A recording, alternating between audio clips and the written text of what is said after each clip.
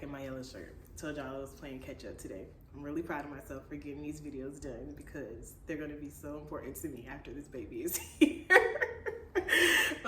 Like I said, I did not get to really do this with Christopher. Well, the pregnancy with Christopher. A lot of his stuff is just kind of in this journal that I kept. So yeah, I have some notes in here to keep me on track for this because I feel like out of the 3 that I had to record today, the 3 updates of the OB visits, this one is probably the most like detailed, and this was the last one of the 3 actually. So it's the freshest on my brain. It's the most in-depth, I think. And so yeah, let's go ahead and get started because I don't want it to be too long. But so yes, I went in for my last appointment. I had to take my glucose test. That was exciting. The results were fine. Haven't heard anything back from them. Usually if there's something wrong, they will give you a call. They always say that. So I am not diabetic. I can't think of what the term is when you I can't think of what it's called. Oh, I don't have gestational diabetes. That's what the thing is. Okay. So yes, no gestational diabetes. I didn't have that with Christopher either. I feel like I took more glucose tests with Christopher, but I was also a lot heavier when I started my pregnancy with Christopher. So they probably were concerned. And then also because diabetes runs in my family, but then they also probably were concerned because I had a miscarriage like 6 months before. I don't know. I just know I haven't taken the glucose test as many times as I have with Christopher. I had to take it like 2 or 3 times, and I've only taken it once this pregnancy. And I'm in my last trimester, thankfully. So yes. Took the glucose test. I also had the flu when I went in for this appointment. Yeah, when, at least for my situation, my doctor's office, OBGYN office, when you're pregnant, they are your primary care. So they do everything. They prescribe everything that you need. If you get sick, you go to them. You don't go to your primary care doctor and things like that. So had the flu. We all had the flu in this house. It was terrible, honestly. Everybody was just like laying around, excuse me, and nobody had energy to do anything. Excuse me. Unfortunately, I was sick the longest because I'm pregnant and couldn't take anything. You know, Wylie and Christopher took medicine to get them back up and running as quick as possible. But I was down for about a good week and a half, which is why these videos are late. But, you know, back up and running now. So that's good. So yeah, my doctor said, you know, it wasn't much you could give me. If it had been like an infection, upper respiratory infection, sinus infection, she would have given me antibiotics, but that was not the case. So I just had to thug it out. She gave me some over-the-counter things that I could take, but it wasn't really helping. So I just had to wait it out. And like I said, about a week and a half, and then I was back to normal. I feel like I just had the worst situation being that I had the flu, which is already bad, and then being pregnant didn't help. And then it's like the middle of summer, so it was so hot, and even to go to this appointment, I almost just was like, I'm not gonna go because it's too hot outside. But I went anyways. So we talked about that, and then although I was sick, I still really wanted to discuss delivery. So this is going to be the bulk of the video.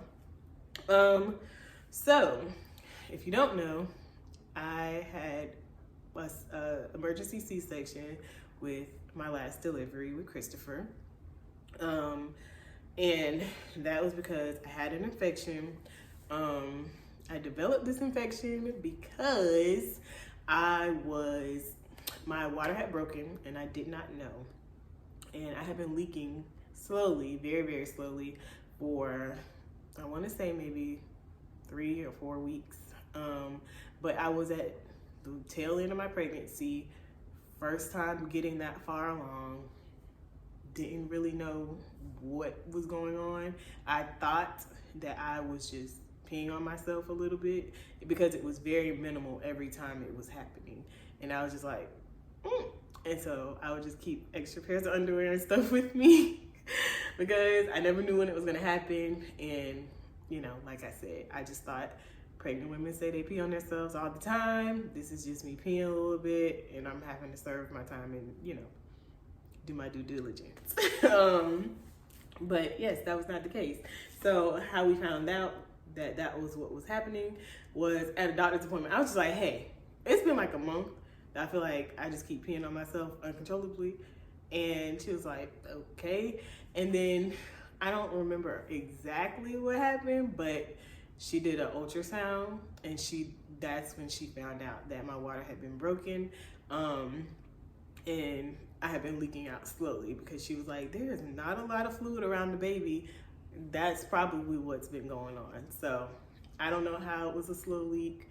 And, you know, like I said, just for a matter of like 3 to 4 weeks, I was open and still living life, doing all the things, sex, showers, baths, you know, all the things. So that's what led to the infection. So they induced me and I wasn't progressing because of the infection. I wasn't progressing. I don't think I got past 5 centimeters.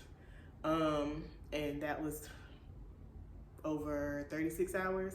So yeah, that last hour, Christopher's heart rate, I think it dropped. It either dropped really low or spiked really high. I believe it dropped though. I was out of it. 36 hours of laboring, not being able to eat. My last meal was a bowl of Frosted Flakes. Had I known that I was not going to be able to eat for 36 hours after that bowl, 36 hours plus after that bowl of Frosted Flakes, I would have definitely stopped somewhere and got some food. But yes, what else? Oh, I have my notes for this reason. So yeah, they, and I had a fever that they couldn't get under control. So they were just like, they came rushing in, unplugging everything, pulling Wylie to the side. I was trying to wake up and get my life together and figure out what are y'all about to do to me. And they were like, yeah, we're gonna go ahead and just do a C-section. And I was like, what did they just say? Because they were talking to Wylie because they thought I was out of it. And then he looked at me and I will never forget that look. I was like, why is he looking at me like that? What is about to happen? And he was just like, but, because he knew I was so afraid. I had been talking about the whole time I was pregnant. I was like, if I have to have a C-section, oh my gosh, I'm gonna be so scared. And you know, that's a major surgery. I've had little surgeries before, but nothing like that. And I was just so afraid. And also, I had asked them while I was, you know, going throughout my pregnancy, I was like, is it possible to be put to sleep? If I have to have a C-section, can I be put to sleep? And they said they don't do that unless it's an absolute emergency. They need you to be awake during the delivery. And I was like, what's an emergency? Because what if I freak out and like, you know, psych myself out? Because I had been watching all these delivery videos and C-section videos, and I was like, can we not? So anyways, yeah, back to my list. Keeping myself on task. So yeah, I just knew that, I wanted to talk to the doctor about delivery, like I was saying. And it's either a VBAC or a C-section. So at the beginning of this pregnancy, I was completely fine with having another C-section for a couple of reasons. Main one being planning. I wanted to be able to kind of know when this all was going to go down, or at least have a plan to know, for the sake of Christopher. So being able to take him, drop him off to, you know, whatever family member he's going to be with during that time, have his bag packed, kind of know whether he needs more school clothes packed or more play clothes packed. Is he going to be there for the weekend or during the school week, whatever the case may be, right? Also for my job,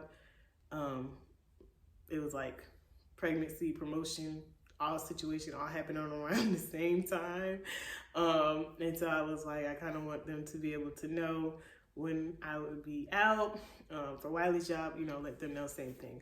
So, to just be able to plan those things out. Also, the due date is in October.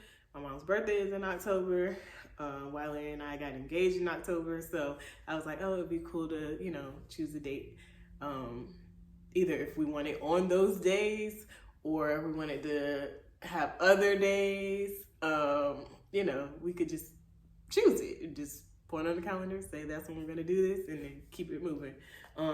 What else? Oh, and then knowing what to expect as far as recovery. So because I had that infection, recovery was tough. And my doctor has, already told me that if I do have another C-section, especially a scheduled one, recovery won't be anything like it was with Christopher. With Christopher, we were discharged from the hospital, and within 24 hours, I was readmitted back into the hospital, still dealing with trying to clear up this infection. So it was a whole lot. And it was just very painful. Of course, you just had a very major surgery. But I just felt like at least I would know what to kind of expect a long time, healing process as far as the scarring and things like that.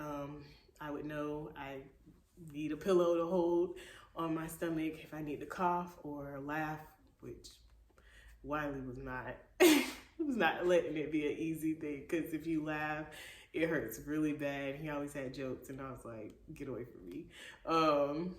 But yeah, stuff like that I would just already know to kind of start preparing my mind that it's going to be a couple weeks where it's a little difficult to do these things, So yeah, just it all sums up to planning, being able to just prepare for Christopher, prepare mentally, all of these things. Like, that's the main reason at the beginning of this pregnancy, I wanted another C-section. Recovery is like the bridging point. So recovery with Christopher was tough, but I would know what to expect this time around. But also, I feel like recovery for a VBAC would be much easier to deal with.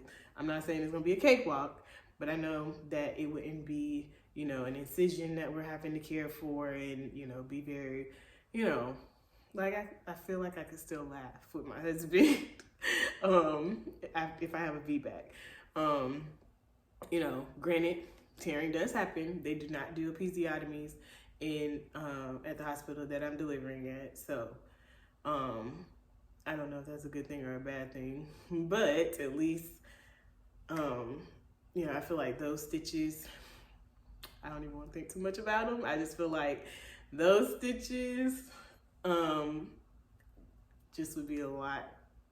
I don't know. I feel like it would just be different. I feel like either way, it's going to be something, but I feel like those stitches would just be troublesome in a different way. That would probably be more tolerable having 2 kids, if that makes any sense. I don't even know if that is going to be I don't know that to be true. So, but that's just where my mind goes.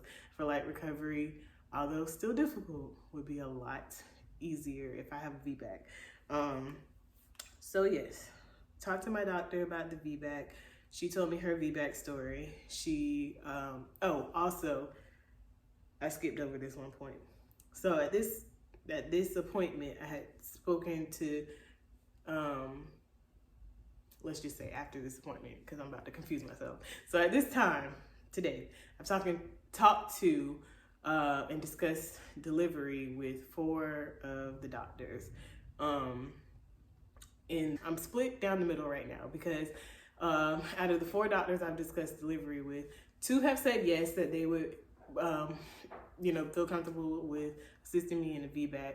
The other two, not that they don't feel comfortable, but they were just like, we just prefer, and we would advise that you would have a C-section, a scheduled C-section, just because of the way things went last time. So this last doctor, we really got to the nitty-gritty of it. We reviewed all of my records, and like I said, just really broke it down. So, and she told me her VBAC story. So she had a similar first delivery, but I guess maybe not as bad. We had some similarities, but she had an emergency C-section as well. And she said that with her second, she planned for a scheduled C-section, but also she wanted a VBAC as well. But you know, just like they're doing me, they're gonna make me choose a day just in case we do have to go the C-section route.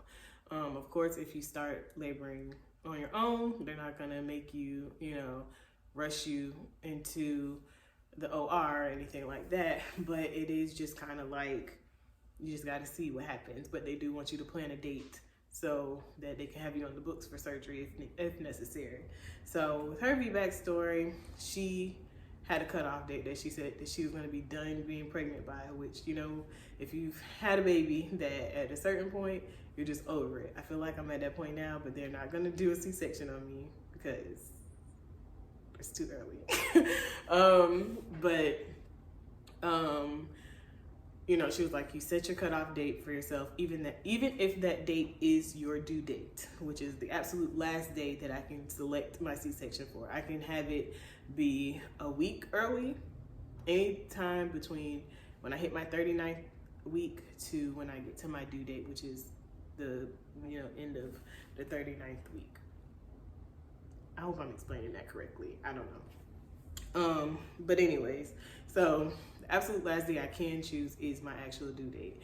So she said, if I absolutely just know that I want to have a VBAC, and I don't have I'm tired of this period of time, she said, just shoot for the due date and then hope the baby comes early, and then we can try the VBAC situation.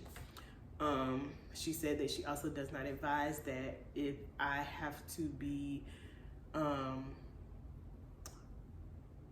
why can't I think of any of these words? Induced. If I don't have to be induced, she said if I do have to get induced for any specific reason, that she does not advise that I go the VBAC route. If I have to be induced, she said you just might as well have a cesarean. Excuse me. Because just the medications they can give you when you're induced is like very limited, and you just don't want to, you know, make things more complicated. So I understood that. Of course, we went more into detail about what happened and things like that. But I understood her point. At the end of the day, if I do have to get induced, just go ahead and give me another C-section, just to make sure everybody is safe during the delivery, me and the baby. So what else? Yeah, she was like, hopefully we just don't get to that date before the baby comes. And then of course, like exercises that can help go ahead and kickstart labor when we start getting there. So yeah, this video is getting very long. I'm gonna wrap it up there. That basically covered everything. And I did want to give you guys a bump shot in this update because this is the last one. So I'm more like at my realistic sides at this point. When I went to this appointment, I don't think I've grown. I mean, it was a couple weeks ago, but I don't think I've grown too much. So I'm just going to show you guys the bump now. I feel like it's such a struggle standing up and sitting down. But, so here we have the bump. Oops. And our stretch marks. I feel like I've had kind of the same amount of stretch marks with this pregnancy and the last. But yeah, this is where we are today. The day this is filmed, I'm 7 months pregnant, and that's how we popping out. So yeah, don't mind my outfit because I'm at home doing what I want to do. So that is the end of this video. I hope you guys enjoyed the update. I feel like the camera, I just realized the camera is kind of crooked, but we're sticking with this. So I will see you guys in the next video. I will try to start recording these updates after, like immediately after the appointment. Maybe on the way home, I'll pop you guys up and just kind of talk while I'm riding home or while me and Wylie are coming back home. So hope you guys enjoyed the video, and I will see you guys in the next one. Bye.